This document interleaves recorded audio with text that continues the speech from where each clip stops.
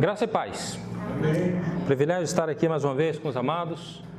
E nós vamos então estar hoje tratando de um assunto muito significativo para a nossa vida espiritual, né?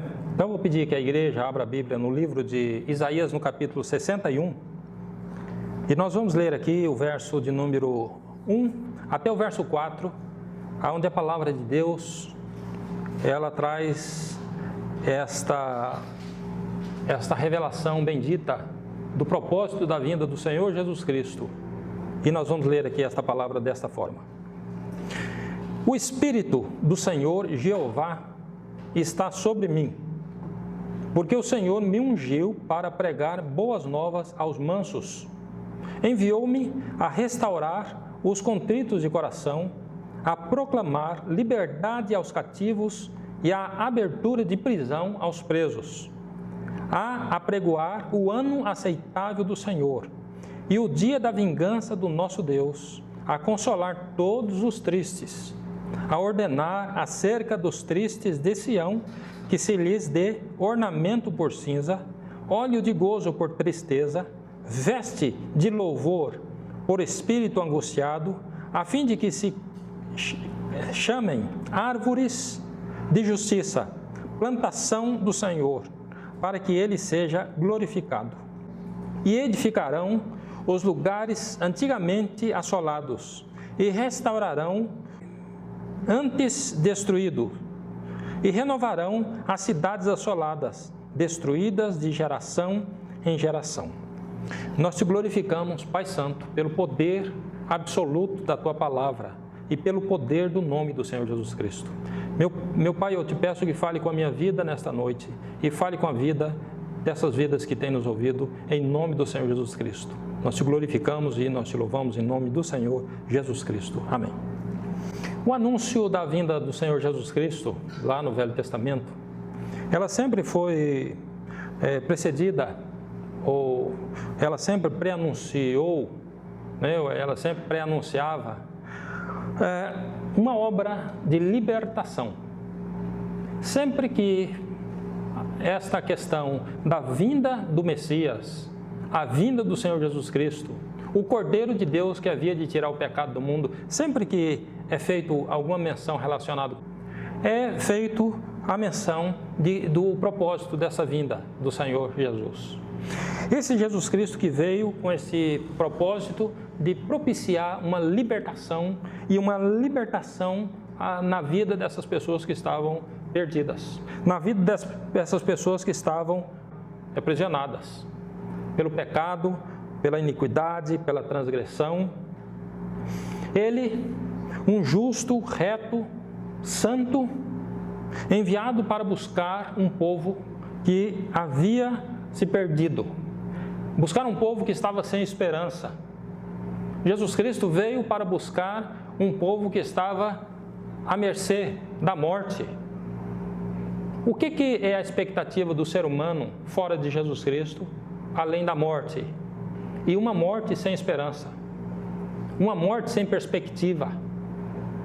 Eu vou dizer para os amados que o problema não é morrer, porque morrer é uma realidade latente da vida do ser humano. Todos vão morrer, todos. O problema então não é a morte.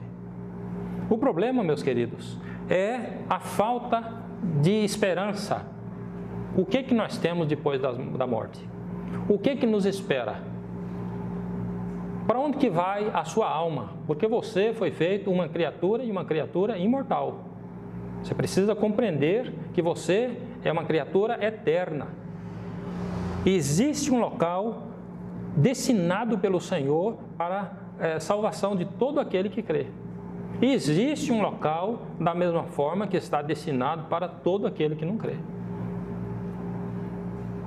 As pessoas falam muito no inferno. O inferno. A gente faz menção aqui em alguns aspectos. O inferno, o próprio nome já é terrível. O inferno é um negócio complicado.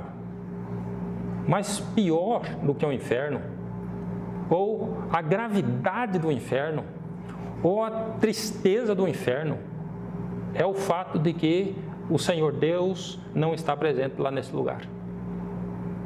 O inferno é terrível porque Deus não está lá, meus irmãos. O inferno é terrível porque o Senhor Deus, Ele está longe. Existe céu e existe inferno. Existe um local onde Deus habita e existe um local onde Deus não habita.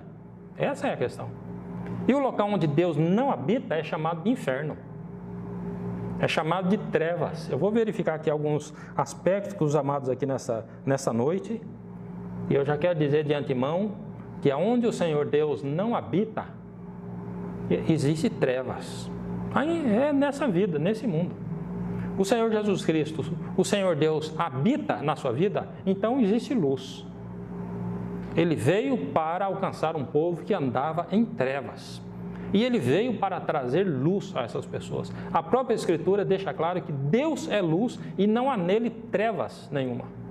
Então o Senhor nosso Deus é luz. Você quer habitar na luz e quer que essa luz reflita aqui na sua vida cotidiana, na sua vida conjugal, na sua vida material, na sua vida de relacionamento, na sua vida de trabalho. Eu vejo muitas pessoas pedindo a Deus as coisas, orando a Deus para que o abençoe, para que o prospere, para que faça, para que... A questão é, você habita na luz? E essa luz, que é o Senhor, Ele opera na sua vida? Se opera na sua vida, você tem sido alcançado pelo poder da graça de Deus. Em nome de Jesus Cristo. Essa profecia de Isaías, onde faz menção que o Espírito do Senhor Jeová está sobre mim, ele diz aqui, é sobre Jesus Cristo. Porque o Senhor me ungiu para pregar boas novas aos mansos. Ele foi ungido para pregar boas novas aos mansos. Enviou-me a restaurar os contritos de coração. Jesus Cristo foi enviado para restaurar os contritos de coração, a proclamar liberdade aos cativos. Ele veio para isso. E a abertura de prisão aos presos. Logo mais eu vou tratar com um pouco mais de minúcia desses aspectos, mas eu quero dizer que ele veio, primeiro, para abrir os olhos dos cegos. Eu quero pegar um texto aqui, João 9, 39 a 41.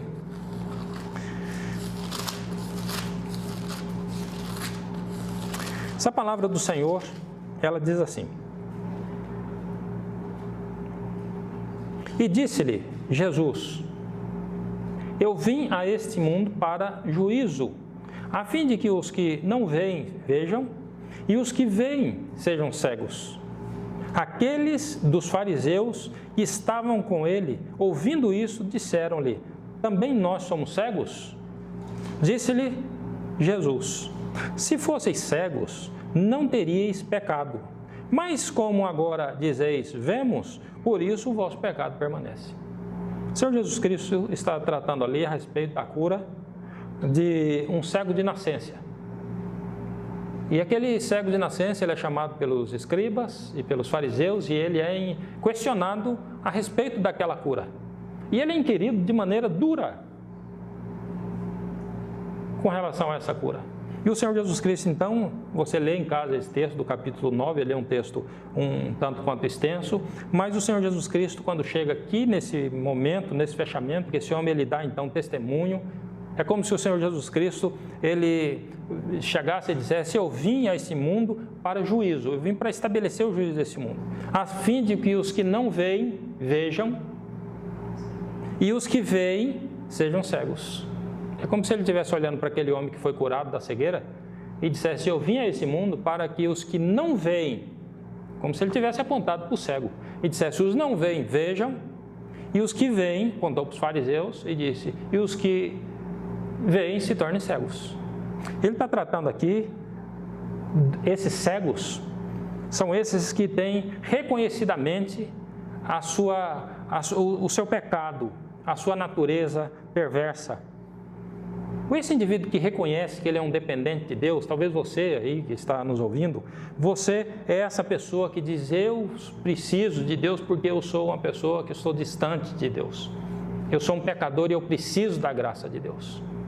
O Senhor Jesus Cristo veio para estes, porque os cegos são esses reconhecidamente pecadores. Porque os que reconhecem que são pecadores, esses dizem: Eu preciso de um libertador. Eu preciso de alguém para me libertar do meu pecado. Como nós não podemos despecar, como nós não temos possibilidade de nos purificar nós mesmos, além da própria carne, o Senhor Jesus Cristo, ele vem e se coloca como sendo este libertador. E essa pessoa que ela reconhece essa cegueira espiritual, isso aqui obviamente não é a cegueira da vista, o Senhor Jesus Cristo, ele está utilizando essa situação aqui para dar um ensinamento bendito, porque aqueles fariseus e escribas ali, eles não eram cegos visualmente, mas eles eram cegos da graça de Deus. Embora eles vissem Jesus Cristo ali na frente deles, eles não conseguiam reconhecer que Ele era o Messias, Ele era o que veio para salvar. Como nesse mundo, meus queridos, nós temos muitas pessoas que não conseguem reconhecer que o Senhor Jesus Cristo é o Salvador, que Jesus Cristo veio para te salvar, Jesus Cristo veio para te buscar, Jesus Cristo veio para te abençoar. Muita gente não consegue ver, muita gente não consegue reconhecer. E ele então olha para esse homem que era cego, esse homem que reconheceu a sua situação. Tanto é que a hora que você vê todo o livro aqui, a história do capítulo 9 de Lucas, você vai chegar a essa conclusão que ele foi expulso do templo por conta disso. Desse reconhecimento do Senhor Jesus Cristo, que ele era o que veio para conceder vista aos que necessitam de vista. Esses que estão na cegueira, que não conseguem ver o Senhor Jesus Cristo como o único e suficiente Salvador da sua vida. O Senhor Jesus Cristo vem para abrir os olhos e vem para se estabelecer como sendo esse Salvador. Agora, os que vêm são estes que estão atolados na sua justiça própria. Essas pessoas que dizem, eu não preciso de Deus. Ou outros que dizem, eu acredito que Deus não existe. Outros dizem, não, eu faço a minha própria justiça. Eu não creio que eu preciso de Jesus Cristo porque eu nunca matei, eu nunca roubei, eu nunca fiz coisa dessa forma, então eu não vejo que eu preciso de Jesus Cristo. Jesus Cristo, ele vem para tratar com todos os homens. Ele vem para libertar a todos, porque o problema do ser humano não são pecados enquanto atitudes cometidas. O problema do ser humano é uma natureza que ele possui, uma natureza perversa, que Cristo vem para libertar, vem para tirar, vem para propiciar esta obra redentora. Então o Senhor Jesus Cristo olha para esses escribas e para esses fariseus, homens que estão na sua própria justiça, e dizem, e os que veem se tornem cegos. Quer dizer, os que acham que veem, os que pensam que veem, se tornem então cegos. O Senhor Jesus Cristo então ele vem e o profeta Isaías profetizou que ele viria para realizar esta obra. Se a gente olhar no livro de Lucas, no capítulo 13, vamos abrir a palavra do Senhor. Um pouquinho atrás, voltando aqui, João, Lucas. Então nós chegamos aqui no capítulo 13, no versículo 16. E não convinha soltar desta prisão no dia de sábado esta filha de Abraão, a qual há 18 anos Satanás mantinha presa. Essa mulher, ela tinha um espírito de enfermidade e esse espírito de enfermidade fazia com que essa mulher andava curvada. Há 18 anos numa situação dessa.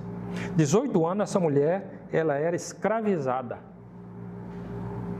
Aqui está fazendo menção desta prisão e eu quero verificar lá que Jesus Cristo, no livro de Isaías que lemos, 61, Jesus Cristo, ele é este que vem para libertar da prisão.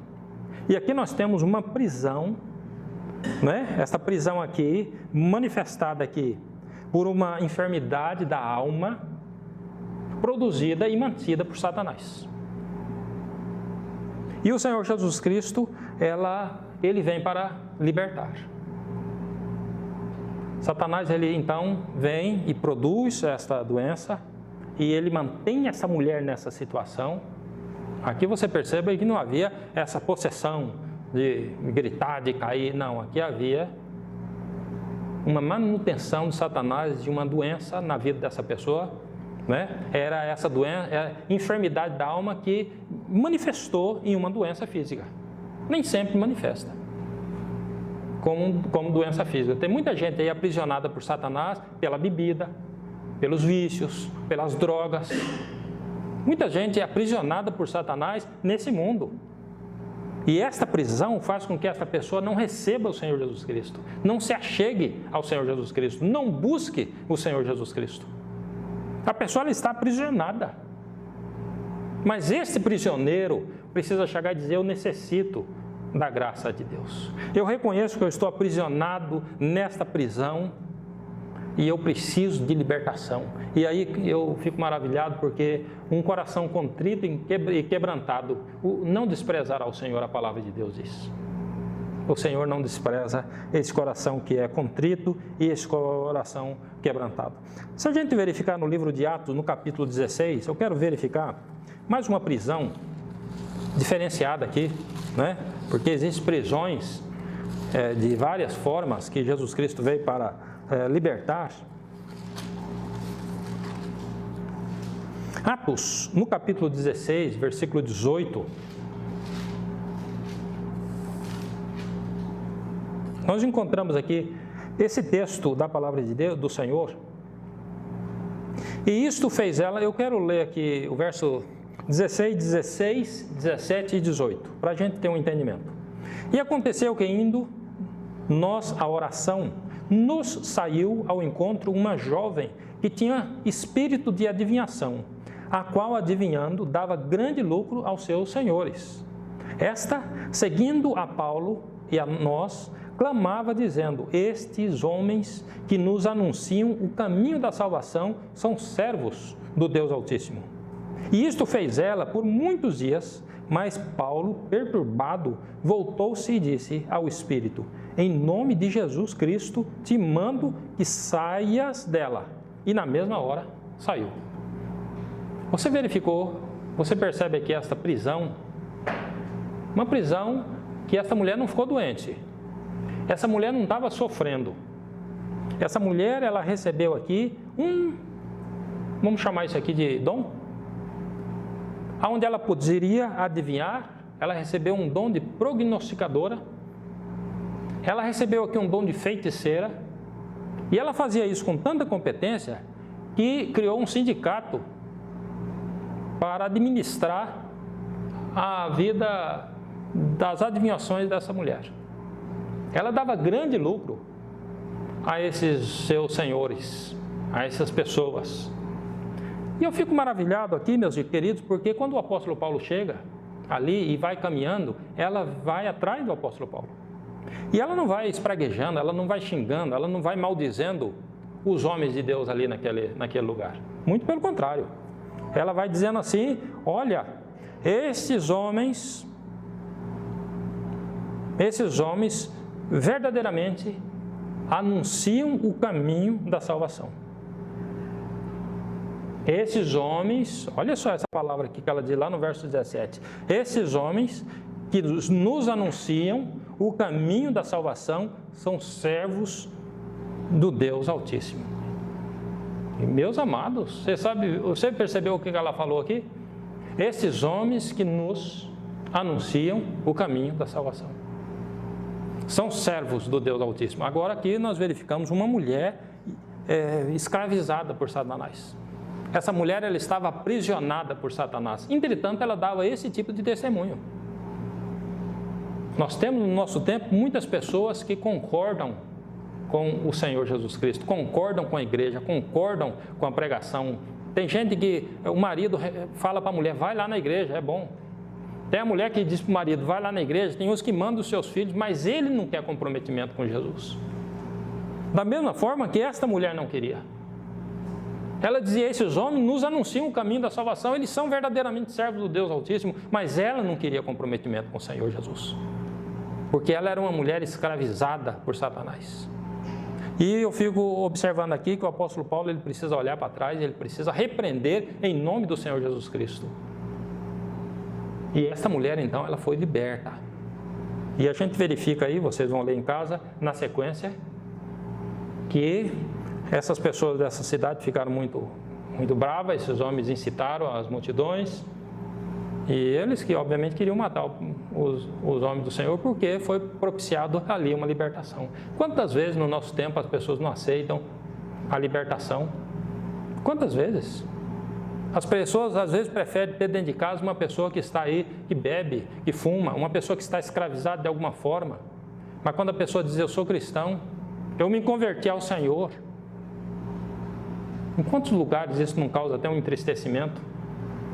A pessoa diz, eu não vou mais ter a minha companhia para ir para o baile, eu não vou ter mais aqui a companhia para ir para o bar, eu não vou ter mais aqui a companhia para as drogas. Mas o Senhor Jesus Cristo vem para propiciar a libertação. Eu quero que vocês verifiquem isso. Você percebeu então que existem vários tipos de pessoas que estão escravizadas por Satanás. Escravizadas muitas vezes nesse mundo. Escravizadas por doenças psicossomáticas. Obviamente tem aí algumas doenças que são questões clínicas, mas o diabo ele pode utilizar essas brechas aí para induzir as pessoas, para impelir as pessoas para uma situação muito delicada. O caminho é Jesus Cristo. Jesus Cristo é a fonte da libertação. Jesus Cristo, ele é a fonte da vida que nós precisamos compreender, que nós precisamos buscar. O Senhor Jesus Cristo diz àquela mulher samaritana, olha, se você conhecer o dom de Deus e quem é que te pede de beber, quem é que está falando com você, quem é que te diz, você lhe pediria água viva e ele te daria água que vai jorrar para a vida eterna. Ele te daria água viva, não é uma água de um poço aí não. É um poço que tem muito significado, que é um poço lá de Jacó, mas ele está dizendo, eu posso lhe dar uma água maior do que esta.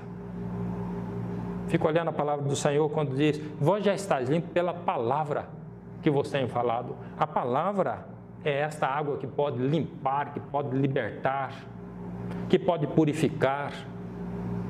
À medida que nós vamos conhecendo a palavra de Deus e o Deus da palavra, e esta obra que Ele realizou para nos salvar, nós vamos nos tornando, meus queridos, pessoas melhores do ponto de vista espiritual, mais afeitos ao Senhor, porque aí nós nos tornamos família e família do Senhor Deus. O Senhor Jesus Cristo, então, Ele vem para tirar da prisão, para libertar desta prisão. Jesus Cristo veio também para libertar das trevas, e veio para libertar da cegueira espiritual da mente. Jesus Cristo veio para isso. Você perceba aqui que o Senhor Jesus Cristo vem para propiciar uma libertação. Eu fico pensando, por que as pessoas não querem Jesus? Por que as pessoas não recebem Jesus? Por que muita gente não quer entregar a sua vida para o Senhor Jesus Cristo? Se esse Deus, Ele diz, provai e vede que Deus é bom, Ele é um Deus bondoso. Isso aqui é um desafio que Ele faz para você. Você já viu falar em desafio espiritual? Aqui tem um. Prove e vede que Deus é bom. Se você provar Deus, não existe probabilidade de você chegar a outra conclusão senão esta: Deus é bom. Ele é um Deus bondoso. Ele é um Deus misericordioso. Ele é um Deus que me ama. Ele é um Deus que cuida de mim. Ele é um Deus que me acolhe. Tem muita gente sofrendo de depressão. Tem muita gente abandonada nesse mundo. Tem muita gente sofrendo nesse mundo. Tem muita gente, como já disse aqui, escravizada nesse mundo. Mas venha ao Senhor Jesus Cristo, que Ele pode propiciar esta libertação e esta libertação absoluta, em nome de Jesus Cristo. E Ele vem então, meus queridos, para libertar das trevas, Ele vem para libertar da cegueira espiritual. Eu quero verificar aqui alguns pontos. Vamos ver Jó no capítulo 37, Jó 37, 19. Ensina-nos o que lhe diremos, porque nós nada poderemos pôr em boa ordem por causa das trevas. Olha só essas trevas espirituais. Olha essas trevas da mente. Ele está dizendo, nós nada podemos pôr em boa ordem por causa das trevas. Isso aqui está falando de decisões que muitas vezes nós precisamos tomar e às vezes tomam uma decisão errada porque o Senhor Jesus Cristo, que é a luz, não habita. Às vezes a mente ainda está em trevas. Ele está dizendo, nada podemos pôr em boa ordem por causa das trevas. Você anda na luz ou você anda nas trevas? 2 Coríntios 4, 3 e o 4.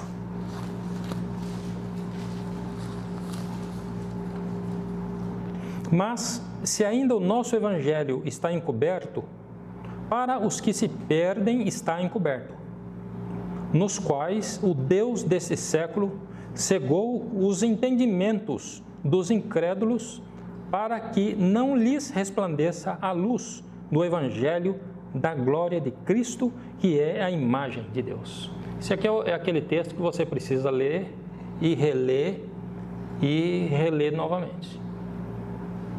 Ele vem dizendo aqui que se ainda o nosso evangelho está encoberto, para os que se perdem está encoberto. O evangelho de Cristo ele está encoberto para os que se perdem. As pessoas que não conhecem o evangelho de Cristo, elas estão perdidas. Você já viu uma pessoa que está perdida? Qual que é o procedimento de uma pessoa que está perdida? Uma pessoa que está perdida, ela é uma pessoa que ela não tem rumo. Uma pessoa perdida é uma pessoa que ela não tem direção. Uma pessoa perdida, ela não sabe para onde que vai.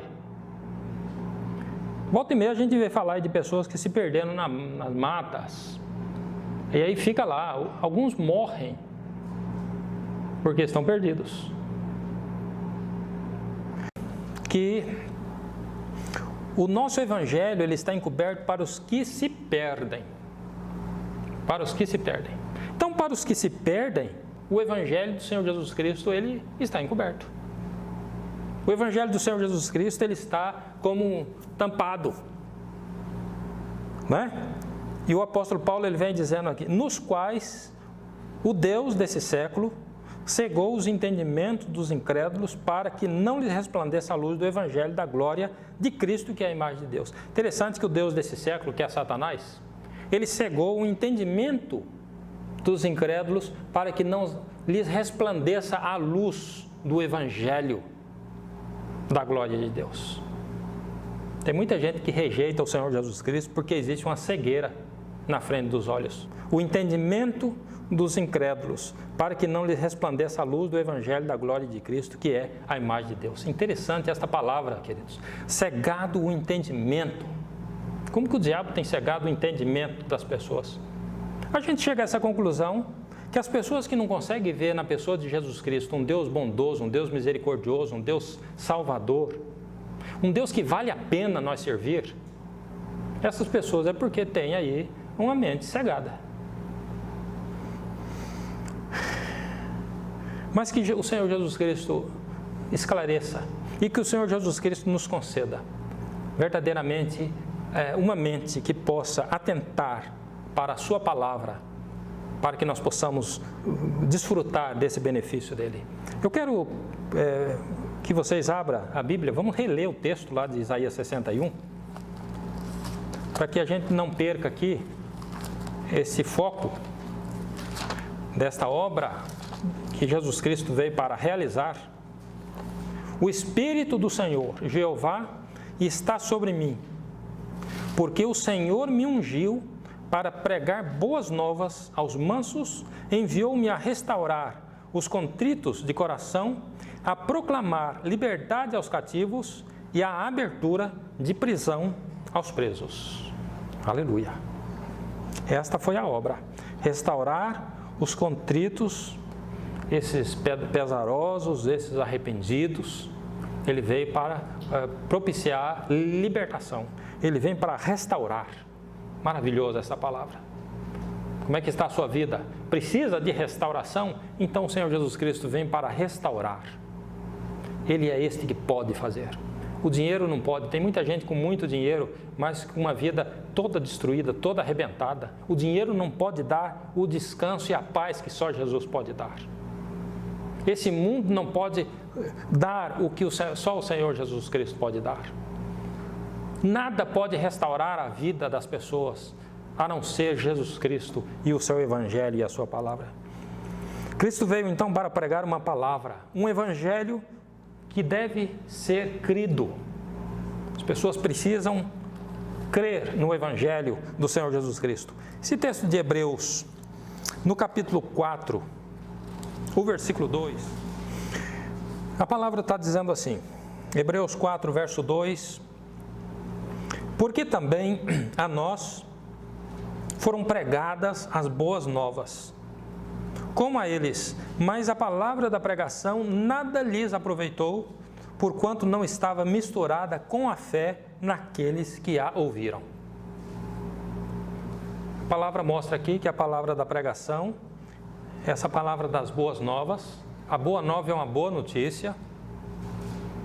A boa nova é uma notícia que chega para verdadeiramente trazer descanso e trazer paz nas vidas. Esta pregação das boas novas, que é o Evangelho, essa boa notícia. Essa boa notícia. Se tiver uma pessoa com câncer, num estado terminal, e você chegar para ele dizendo, olha, você ganhou na Mega Sena, isso não é uma boa notícia para esse indivíduo. Se você chegar para ele dizendo, olha, você ganhou aqui uma casa mobiliada, isso não é uma boa notícia para esse indivíduo que está com câncer em estado terminal. A boa notícia para uma pessoa dessa seria você chegar e dizer, olha, descobriram a cura para o câncer. E está aqui nesse frasco uma dose para que você toma. Isso é uma boa notícia para ele. Assim também para o homem pecador, o Senhor Jesus Cristo ele vem trazer uma boa notícia, porque esse homem ele estava fadado ao inferno. Ele estava perdido. O Senhor Deus olhou lá no Salmo 53, do céu para a terra, e a Bíblia diz que ele não viu um justo e nem um só. Não havia ninguém que entendesse, ninguém que obedecesse, ninguém que buscasse a Deus. Todos tinham se extraviados, todos estavam perdidos. Mas existe uma boa notícia. E a boa notícia é Jesus Cristo veio para restaurar, veio para salvar, veio para regenerar. Esta é uma boa notícia. Jesus Cristo vem para tirar esse homem que está caminhando para o inferno. Jesus Cristo vem para tirá-lo, para salvá-lo, para tirar desse caminho de morte que ele está. Esta é uma boa notícia. E aqui, nesse texto, o escritor do livro de Hebreus, ele chega e ele diz, porque também a nós foram pregadas as boas novas, ou a boa notícia, como a eles, mas a palavra da pregação nada lhes aproveitou, porquanto não estava misturado com a fé naqueles que a ouviram. A palavra da pregação do Evangelho, ela tem sido de grande proveito para algumas pessoas, mas não tem sido de proveito para muitas outras pessoas, porque as pessoas não têm dado crédito, muitas vezes, para a palavra do Evangelho, a palavra da salvação. Uma palavra que pode salvar, que pode libertar, que pode regenerar, que pode tirar um indivíduo do poço, que pode tirar um indivíduo de uma situação precária. Muita gente não tem dado crédito a essa palavra, mas Jesus Cristo ele vem para pregar. Esse texto de Marcos, no capítulo 1. Marcos 1, vamos ler o 14 e o 15. E depois que João foi entregue à prisão, veio Jesus para a Galileia pregando o evangelho do reino de Deus e dizendo, o tempo está cumprido e o reino de Deus está próximo. Arrependei-vos e crede no evangelho. Arrependam e creiam no evangelho. É muito objetiva a palavra. É muito direta. Arrependam-se e creiam no Evangelho. Não é creiam em qualquer coisa. É crer numa palavra de salvação. É crer numa palavra que vem para resgatar. É crer numa palavra que vem para regenerar. Ele, e só Ele, é a causa da eterna salvação. O livro de Hebreus, mais uma vez, vamos verificar aqui. O versículo de número 5. capítulo de número 5 de Hebreus, o versículo 9, a palavra do Senhor ela vem dizendo o seguinte: e sendo ele consumado, veio a ser a causa da eterna salvação para todos os que lhe obedecem. Jesus Cristo, ele é a causa da eterna salvação para todos os que lhe obedecem. Ele é a causa da salvação. Tem gente procurando causa da salvação em outros lugares. Não vai encontrar. Vai ser iludido, vai ser enganado, vai ser persuadido e quando morrer vai para o inferno. Vai perder a sua alma, vai perder a oportunidade de habitar eternamente com o Senhor. Mas a palavra de Deus é que está dizendo, não sou eu. Pega a sua palavra e confira lá na palavra do Senhor. Ele vem dizendo aqui que, sendo ele consumado, quer dizer, quando ele morreu ali naquela cruz, sendo ele consumado, veio a ser a causa de eterna salvação para todos os que lhe obedecem. Todos os que obedecem ao Senhor Jesus Cristo podem desfrutar desta eterna salvação. Ele é a causa dessa salvação. Ele é o autor e ele é o consumador dessa salvação de todo aquele que crê. Quem não crê no Senhor Jesus Cristo, João já escreveu que não pode ver e não pode entrar no reino de Deus. Nós precisamos nascer de novo. O ser humano não tem remendo para ele. O ser humano precisa nascer de novo. Aquele que não nascer de novo não pode ver e não pode entrar no reino de Deus. João 3, no capítulo 3 até o 5, você pode verificar lá na sua escritura, aquele que não nascer de novo não pode ver, não pode entrar no reino de Deus. Só através do novo nascimento. Jesus Cristo vem realizar esta obra através do seu Evangelho, onde o Evangelho de Jesus Cristo é a sua morte, o seu sepultamento e a sua ressurreição. E a nossa identificação nesta obra que foi realizada há 2000 anos atrás. Que o Senhor Deus lhe abençoe, que o Senhor Deus lhe conceda graça, que o Senhor Deus nosso Pai lhe dê entendimento e disposição para que você creia no Evangelho do Senhor Jesus Cristo, para que você possa viver uma vida de bênção, uma vida de vitória, uma vida de graça. Você verificou que o Senhor Jesus Cristo veio para propiciar esta salvação. Ele foi ungido para isso, e ele veio para salvar, ele veio para restaurar, ele veio para tirar das trevas, ele veio para tirar da prisão. Jesus veio para dar jeito na vida do ser humano e colocá-lo na família e na família de Deus. Que o Senhor, nosso amado e bom Deus, lhe abençoe em nome do Senhor Jesus Cristo. Graça e paz.